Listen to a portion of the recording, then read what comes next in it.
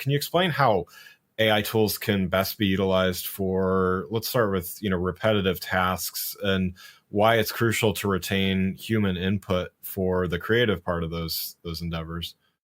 Sure, Greg. I'm going to start with probably a story just to try to make this more relevant for people. Yeah.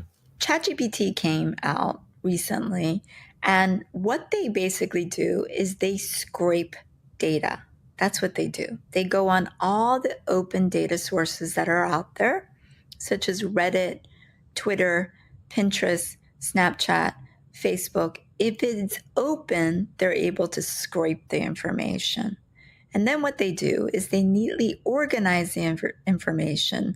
So if a consumer or whomever wants to ask a question, it's actually answering those questions based on all the organic content that people are already writing out there. So I had a pharmaceutical company that came to me, and the CEO said, "I'm really upset." And I said, "Why are you really upset?" And he said, "Well, when I asked ChatGPT who has the better cancer drug, he said, it named the other company."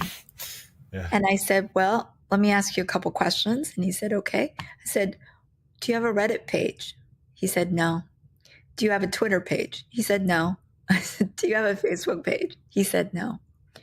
So everything is getting aggregated by the chatbots that are already out there, and they're compiling it, and they're able to answer questions based off of customers asking those questions within those platforms.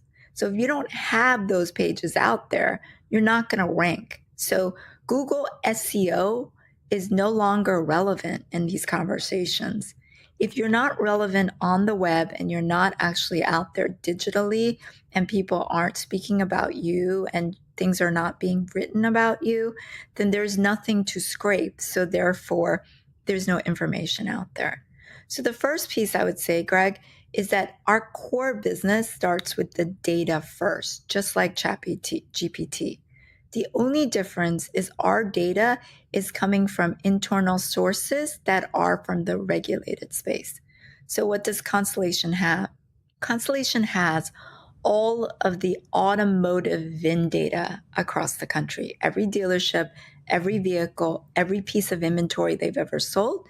And it goes back years and it goes forward and is able to predict based off of that information.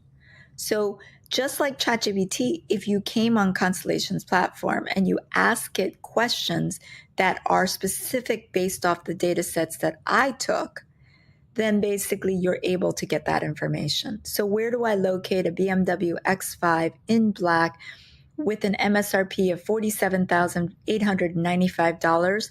It will list you all of the VINs and all of the dealerships that have that information in real time, so you could get to that information immediately.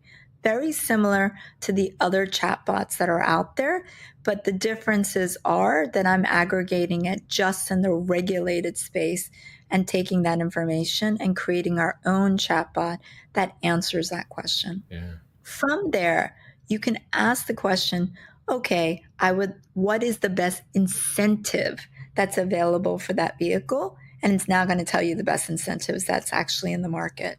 From there, I could say, which VINs do I have in stock that I should advertise right now? It's going to pick the exact VINs. And then I'm going to say, okay, what pieces of content can I actually make that? And it now gives all the different variabilities using Gen AI, the content that's already pre-compliant that I can release based on the VINs and based on the incentives that I have in stock. And then because Constellation already has the integration to Meta, Performance Max, email, Twitter, Pinterest, all of those different types of channels, it now pushes out to any of those channels that it's available in marketing. Yeah. Does that make sense?